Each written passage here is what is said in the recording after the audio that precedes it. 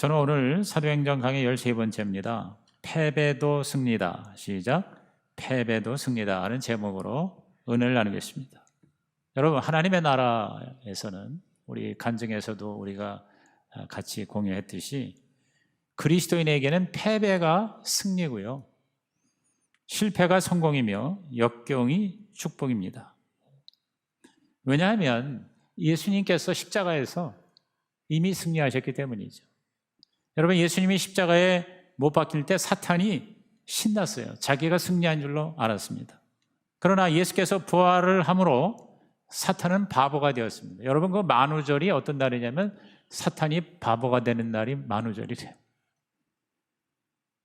하나님께서 패배를 승리로 만드신 것을 사탄은 몰랐던 거죠. 오늘 저와 여러분 개개인의 삶에서도요, 그리스도 안에서 우리의 패배는 주님의 승리가 될 수가 있습니다. 그것이 오늘 설교의 메시지입니다. 오늘 본문에 보니 예루살렘 교회가 스데반이 순교하면서 엄청난 박해를 받고 다 문을 닫게 되었어요. 근데 그것이 패배가 아니라 바로 또 다른 위대한 승리의 다른 모습이라는 것을 우리에게 말씀합니다. 박해가 축복이 되었다는 거예요. 박해가 축복이 되었다.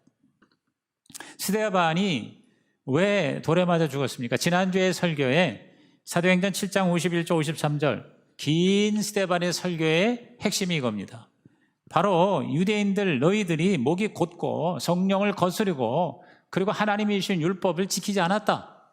즉 교만했고 불순종했다.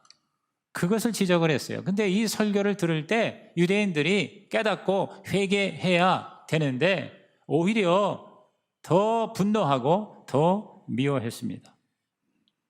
그래서 스데반이 하는 말에 어떻게 반응하는가? 7장 56절에서 57절 말하되 보라 하늘이 열리고 인자가 하나님 우편에 서신 것을 보노라. 그러니까 스데반이 천사의 얼굴이 되어서 돌에 맞아 죽는 가운데 하늘을 보니 거기에 예수님이 우편에 앉아 계신 것을 보고 그거를 찬양했단 말이죠. 그랬더니 57절에 그들이 큰 소리를 지르고 귀를 막고 일제히 그에게 달려들었다 그랬어요. 율법의 광신주의자들의 모습이죠. 그죠? 한번 상상해 보세요. 큰 소리를 지르는 거예요. 막 악각거리고 그 다음에 귀를 막 막는 거예요. 스데반의 소리가 듣기 싫다 이거죠. 그리고 달려드는 겁니다. 왜냐하면 이들은 자기들이 범죄자로 낙인 찍고 신성 모독죄로 십자가에 처형을 한 그 예수가 가장 영광스러운 하나님 보좌 우편에 서 계신다? 그러니까 죄책감이 다가오는 거죠. 이게 무슨 소리냐? 만약에 그렇다면 엄청난 죄를 지은 거예요. 그러면 거기에 대해서 회개를 해야 되는데 그게 뭐예요? 분노로 바뀌는 겁니다. 여러분, 우리가요 뭐 잘못을 지적을 받잖아요. 그러면 거기에 대해서 정말 겸손하게 내가 잘못했구나 하고 깨닫고 반성하는 그러한 모습보다는요 오히려 더 역정을 내고 더 화를 내고 그리고 더 그 지적한 사람을 공격하는 경우 얼마나 많습니까? 그게 우리 타락한 인간의 모습인 것이죠. 그런데 율법에는요 하나님을 저주하는 자는 돌로 쳐 죽일 수 있다고 그렇게 얘기했습니다. 근데 그러한 율법을 근거로 해서 자기 편한 대로 해석하고 적용하여 스데반을 돌로 쳐 죽인 겁니다. 레위기 24장 14절에 보면은 하나님을 저주한 사람을 밖으로 끌어내어 돌로 쳐서 죽일 수 있다고 그랬습니다. 신명기 17장 6절에서 7절에도 보면 두세 사람의 증인이 있으면 바로 돌로 쳐서 죽일 수가 있다. 그렇게 해서 악을 제하는 것이다 그랬어요. 그러니까 악을 제하는 것이 목적이 되고 동기가 돼야 되는데 그런데 오히려 선을 행한 스데반을 자기들이 지금 공격받는다는 것 때문에 또 자기들의 그 잘못한 것이 드러나고 탄로되니까 오히려 자기들이 악을 행하는 거예요. 악을 제하기 위해서 투석 처형을 하나님이 허락하셨는데 오히려 더 악을 쌓는 일을 지금 하고 있는 겁니다. 그 자료에 의하면 이 돌로 쳐 죽이는 여러 가지 그 형태와 방식이 나오는데요. 제가 여러분에게 옮기기가 참 끔찍합니다. 이 십자가의 처형과 이 투석 처형은 인간이 감당하기 가장 어려운 처참한 방식의 죽음이죠. 예수님이 그 죽음을 당하셨고 스데반이 그 죽음을 당했습니다. 이 스데반의 순교로 예루살렘 교회는, 초대 교회는 본격적인 박해와 탄압을 받게 됩니다. 그래서 그냥 하루아침에 교회 모든 문이 닫히고 모이지 못하고 잡혀가고 또 살해당하니까 다 도망을 갑니다. 자, 8장 1절 하반절에 보니까 그날에, 스데반이 죽은 날에 예루살렘에 있는 교회에 큰 박해가 있어 사도 외에는 다 유대와 사마리아 모든 땅으로 흩어졌다 그랬어요. 10,000명, 20,000명이 되던 성도들이 12사도 빼고는 다 도망간 거예요. 다 피신하고 다 흩어진 것입니다. 사탄은 이걸 보고 신이 났겠죠. 야, 우리가 이겼다. 그런데 하나님은요, 그 교회의 패배를 위대한 승리로 바꾸신 거예요. 그 흩어진 성도들이 자기 사는 곳으로 다 돌아가서 그곳에서 복음을 전하게 된 겁니다. 다시 말해서 복음이 예루살렘에 갇혀 있지 않고 땅끝까지 확산되고 전파가 된 것입니다. 자, 8장 4절 보십시오. 그 흩어진 사람들이 두루 다니며 복음의 말씀을 전했다 그랬어요. 두루 다니며 복음을 전했다. 마치 산불이 삽시간에 번지듯이 복음의 불이 방방곡곡으로 붙게 된 것이죠. 사탄은 다시 바보가 되었습니다. 하나님께서 패배를 통해 승리를 주시는 분이심을 마귀는 몰랐던 것이죠. 오늘 이것이 저와 여러분의 삶에 적용이 되길 바랍니다. 주님이 나와 함께하면, 저와 여러분이 정말 주님을 끝까지 충성하면 역경이 축복이 되고 실패가 성공이 되며 패배가 승리가 될 줄로 믿는 것이죠. 바울은 이 사실에 대해서 그야말로 그 유명한 합력선에 대한 선포를 했습니다. 우리 다 같이 로마서 8장 28절, 아마 우리가 가장 좋아하는 말씀이겠죠. 시작. 우리가 알거니와 하나님을 사랑하는 자, 곧 그의 뜻대로 부르심을 입은 자들에게는 모든 것이 합력하여 선을 이루느니라. 자, 하나님을 사랑하는 자, 하나님의 뜻대로 부르심을 입은 자, 하나님께 순종하는 자는 모든 것이 합력하여 그랬어요. 모든 것 안에 다 들어가 있습니다. 우리의 실패, 우리의 역경, 우리의 좌절, 우리의 고난, 우리의 절망이 그 안에 다 들어가 있어요. 그게 다 뭐냐? 합력선을 이룬다 이 말이에요. 이 선 안에 모든 성공, 승리, 모든 축복이 다 포함되어 있는 것이죠. 사도 바울은 여러 곳에서 이러한 놀라운 역설적인 승리의 진리를 선포합니다. 예를 들어 고린도서 6장 9절 이하 10절에 보십시오. 무명한 자 같으나 유명한 자요, 죽은 자 같으나 보라 우리가 살아있고, 징계를 받는 자 같으나 죽임을 당하지 아니하고, 근심하는 자 같으나 항상 기뻐하고, 가난한 자 같으나 많은 사람을 부유하게 하고. 여러분, 가난한 사람이 오히려 다른 사람을 부유하게 한답니다. 아무것도 없는데 모든 것을 가진 자다. 할렐루야. 이게 저와 여러분의 정체성이 되고 자화상이 되기를 주의 이름으로 축원합니다. 이 역설적인 승리 자신감이 우리에게 하나님 주셨단 말이죠.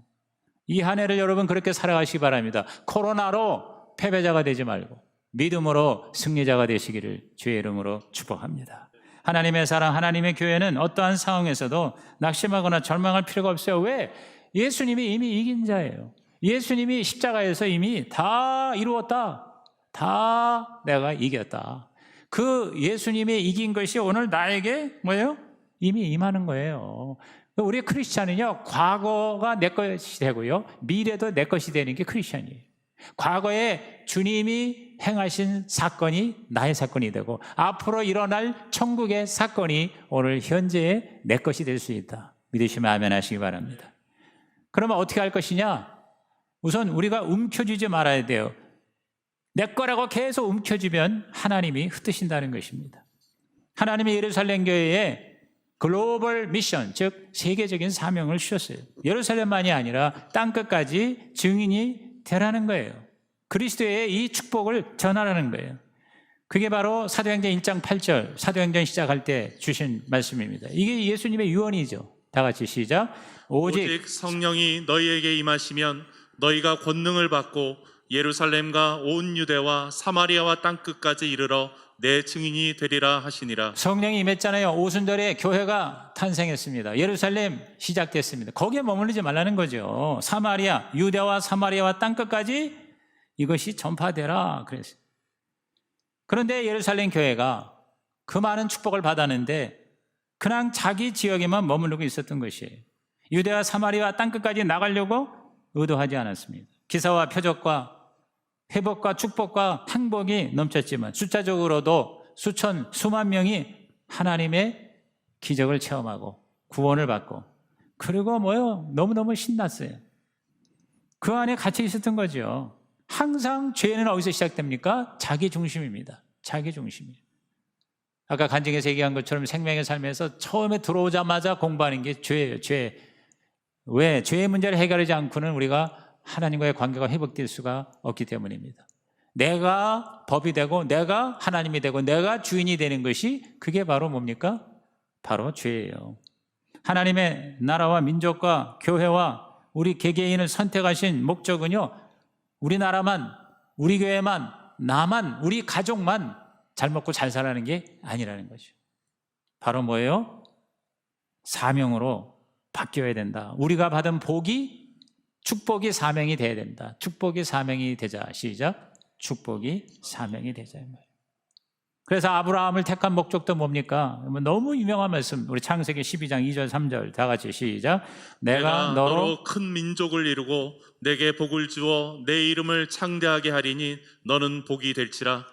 너를 축복하는 자에게는 내가 복을 내리고 너를 저주하는 자에게는 내가 저주하리니 땅의 모든 족속이 너로 말미암아 복을 얻을 것이라 하신지라. 아브라함에게 너는 복이 될지라. 사실 이 계획 개정 이전에는 그리고 또 세 번역에는 복의 근원으로 되어 있어요. 저는 그게 더 좋은 것 같아요. 복의 근원. 그게 무슨 얘기입니까? 거기서부터 복이 흘러나온다 이 말이에요. 아브라함의 복이 우리한테도 다가오게 된다 이 말이죠. 그래서 너로 말미암아 모든 족속이 복을 얻게 할 것이다. 다시 말해서 아브라함을 복의 근원으로, 이스라엘을 복의 근원으로, 저와 여러분을 복의 근원으로 부르셨다는 것이죠.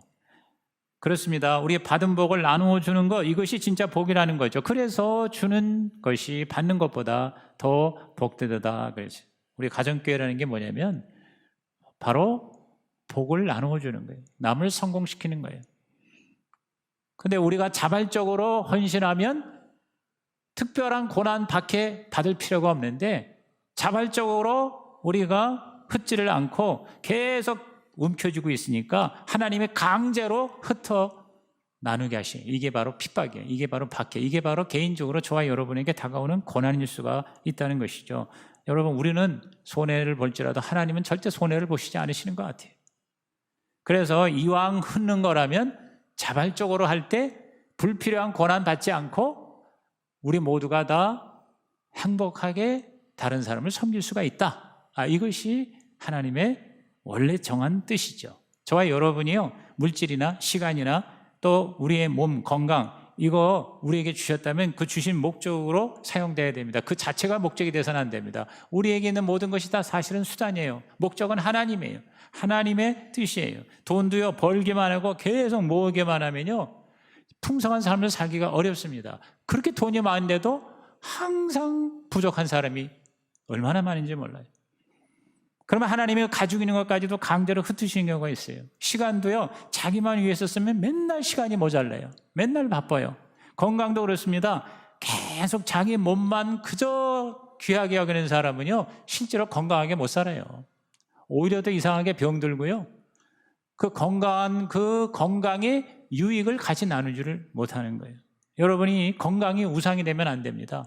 건강해야죠. 그러나 건강이 우리의 목적이 아니라 이 말이에요. 그 건강이 수단이 돼야 돼요. 그 건강을 통해서 하나님을 기쁘시게 하고 다른 사람을 기쁘게 할 때 하나님의 기쁨과 다른 사람의 기쁨까지 다 합쳐져서 내 기쁨이 될 줄로 믿는 것입니다. 그것이 바로 행복과 성공의 비결인 것이죠.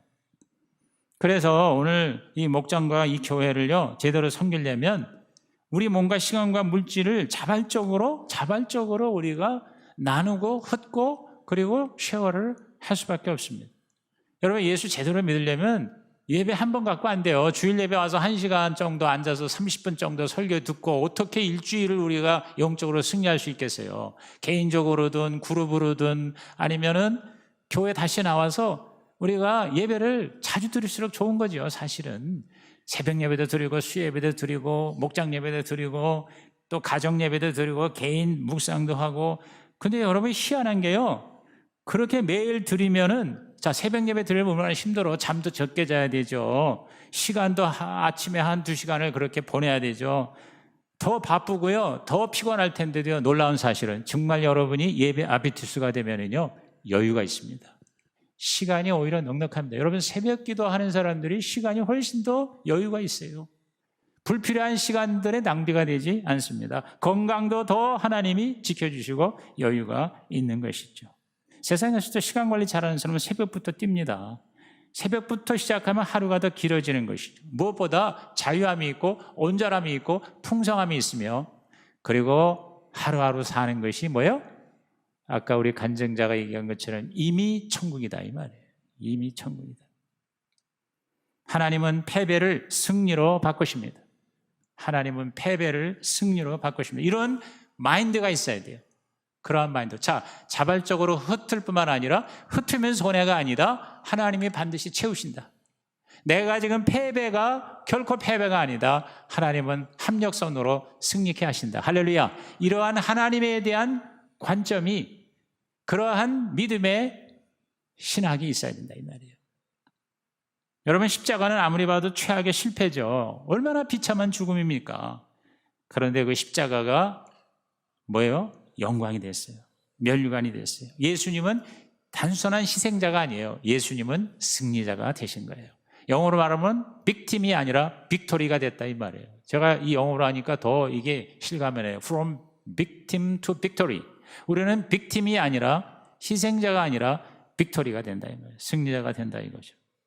여러분 예루살렘 초대교회가 순식간에 박해로 다 문을 닫고 사도만 남았어요. 얼마나 황당한 실패입니까? 그러나 그것이 계기가 되어서 오히려 교회는 더 확산이 되고 세계적인 교회가 되고 그러니까 뭐예요? 위대한 승리가 되고 성공이 된 것이죠. 예수님이 십자가에 못 박힐 때 오늘 저와 여러분의 패배도 같이 못 박혔습니다. 예수님이 부활하실 때 그 부활의 승리가 오늘 저와 여러분의 것이 되는 것이죠. 그래서 아버지 거, 내 거, 아버지 거가 되는 것이죠. 이러한 승리관, 이러한 믿음, 이것이 바로 뭡니까? 패배가 승리로 변화되는 결정적인 에너지가 된다. 우리 고린도전서 15장 57절 다 같이 시작. 우리 주 예수 그리스도로 말미암아 우리에게 승리를 주시는 하나님께 감사하노니. 자기 최면이 아니라 예수 그리스도로 말미암아 그래서 요한일서 5장 4절 시작. 무릇 하나님께로부터 난 자마다 세상을 이기느니라. 세상을 이기는 승리는 이것이니 우리의 믿음이니라 그랬어요. 믿음이니라. 예수를 믿는 믿음이 정말 있다면 저와 여러분이 뭘 어떻게 만드는 게 아니라 나에게 다가온 고난을 고난으로 보지 말고 이것을 위대한 승리의 하나님이 주신 은총으로 보는 그 믿음의 관점, 그것이 우리를 승리케 한다는 것이죠. 우리에게 고난이 오면 고난 후에 축복이 되고 그 고난 자체가 나에게 하나님의 은총이라는 것을 믿으시기를 바랍니다. 직장에서 해고당합니까? 더 좋은 직장 주실 것을 믿으면 됩니다. 일이 안 될 때 또 다른 새로운 일을 주시고 문이 닫힐 때 다른 문을 열게 하시는 하나님. 부부간에 문제가 있고 갈등이 있어 계속 싸웁니다. 그건 패배가 아닙니다. 그리스도인에게 있어서 부부싸움조차 하나님이 원하시는 부부, 사명을 감당하는 부부가 되게 하시는 하나님의 섭리라고 믿으시기를 주의 이름으로 축원합니다. 내 생각, 내 상황을 믿지 마시고 하나님의 텍스트를, 하나님의 말씀을 믿으시기를 바랍니다. 하나님을 더 사랑하고 하나님의 뜻에 더 순종할 때 반드시 내 믿음대로 될지어다. 마태 9장 29절 너의 믿음대로 되리라 그랬어요. 마지막으로 우리는 희생이 아니라는 겁니다. 하나님은 큰 일을 위해 희생을 요구하세요. 작은 희생을 요구하세요. 하나님은 궁극적으로 사탄과 죄와 죽음과 지옥을 멸하기 위해서 십자가라는 희생을 하나님은 주님께 요구하셨어요. 그래서 그런 말 있지 않습니까? 희생 없이 성공 없다. 영어로 no sacrifice, no success 그러죠. 또 C를 시작하는 좋은 단어 no cross, no crown, 즉 십자가 없이는 면류관이 없다 하는 말을 세상에서도 그렇게 얘기를 합니다. 그죠? 세상에서도 결코 희생 없이는 결코 진정한 승리는 불가능하다. 초대교회의 더 큰 승리 위해서 스데반의 순결하는 희생이 필요했어요. 여러분 스데반에게 있어서는 자기 목숨을 바친 거지만 크게 봐서는 한 명의 작은 희생이에요. 그런데 그것이 뭐냐면 전 교회를 살려냈다는 것이죠. 그죠? 스데반의 순교가 지리적인 확장이라고 하는 결실만 가져다 준 게 아니라요, 정말 결정적으로 스데반의 희생이 준 유익이 뭔지 아세요? 바로 사도 바울의 출현인 것입니다. 사울의 회심이었었어요. 기독교의 기초를 세운 사도 바울, 성경 신약의 절반 이상을 쓴 사도 바울이 없다면 여러분 기독교도 없는 겁니다. 예수님의 그 사역을 기독교로 가능하게 한 분이 사도 바울이에요. 바울이 없으면 기독교도 없는 거예요. 근데 그 바울을 바울 되게 한 결정적인 계기가 바로 스데반의 희생이었다는 것이죠. 7장 58절에 성 밖으로 내치고 돌로 칠세 증인들이 옷을 벗어 사울이라는 청년의 발 앞에 두었다 그랬어요. 그러니까 스데반이 죽는 자리에 사울이라는 친구가요, 율법에 미친 자예요. 그래가지고 그 율법을 제대로 지켜야 하나님의 나라가 임한다는 그런 율법에 대한 열정으로, 그래서 그 메시아라고 하는 율법을 어긴 예수라고 하는 자를 믿는 무리들을 잡아다가 죽이는 게 바로 이 사도 바울에게는, 그 당시 사울이죠, 사울 청년에게는 하나님을 사랑하는 가장 중요한 일이었었어요.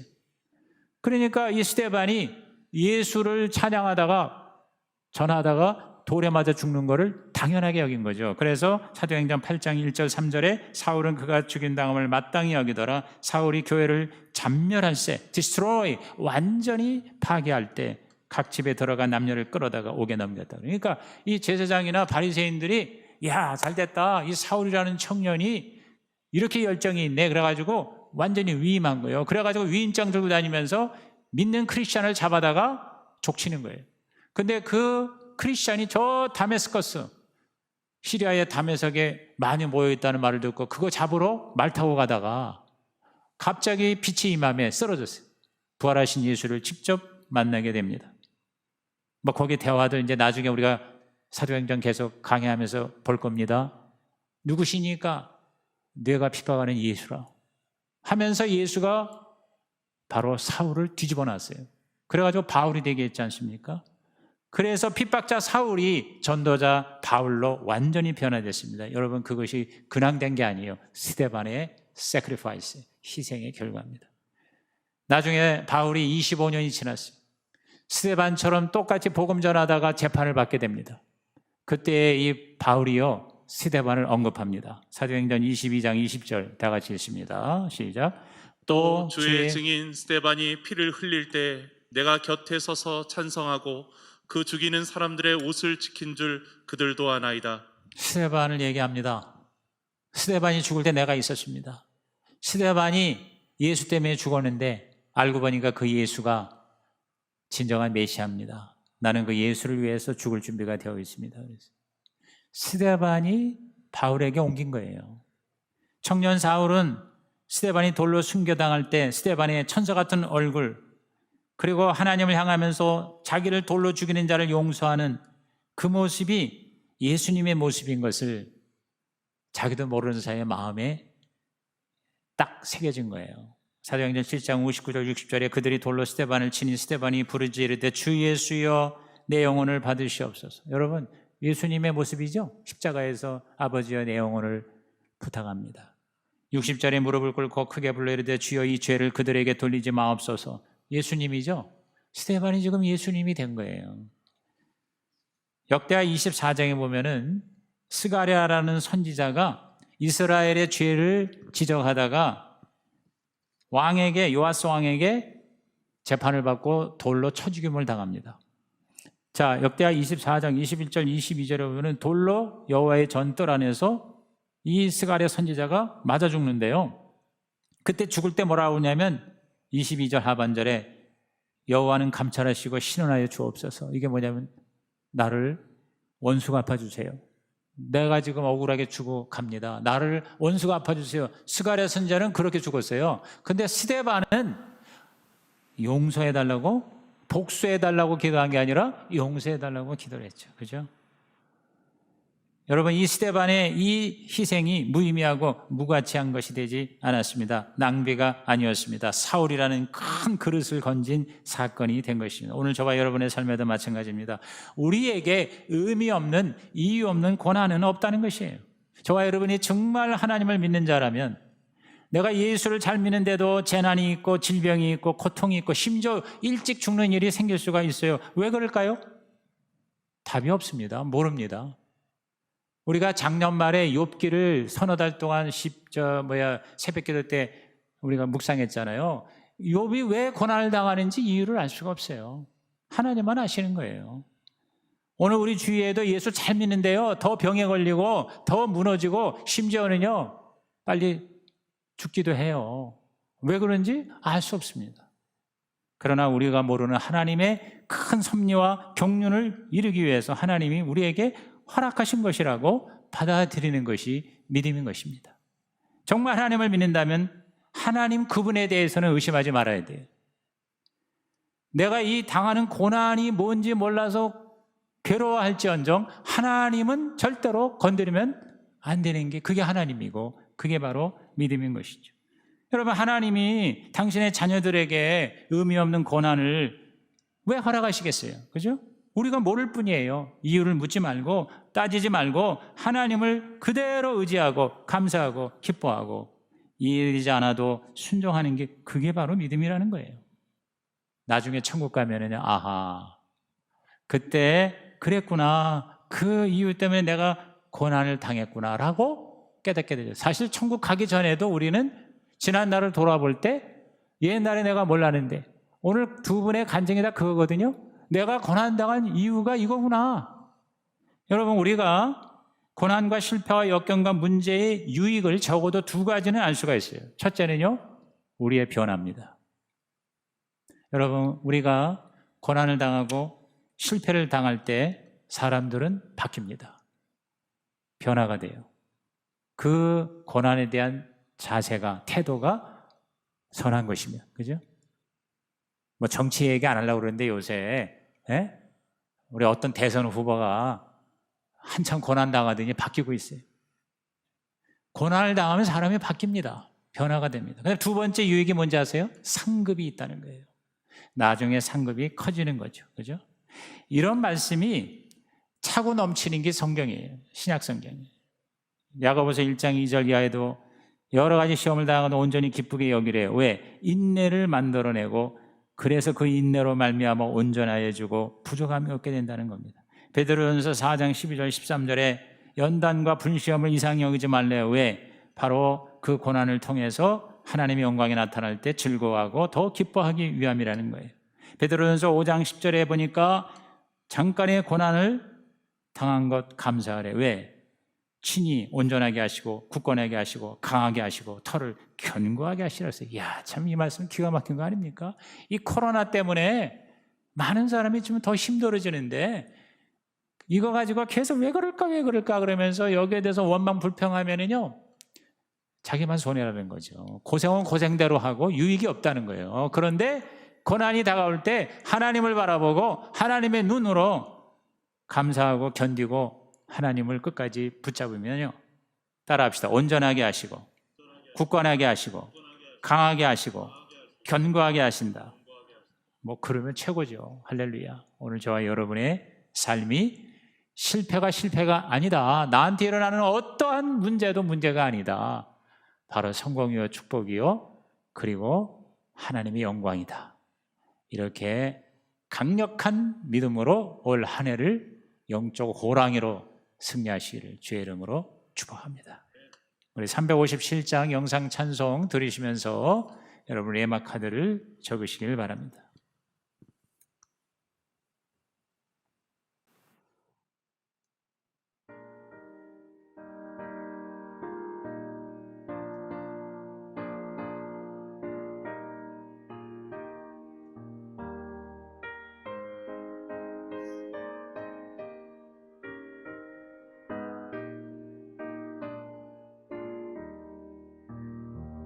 주 믿는 사람이 일어나 더 힘을 얻어요. 이 세상 모든 마귀를 거쳐서 멸하세. 저 앞에 모든 적군을 다 싸워 이겨라.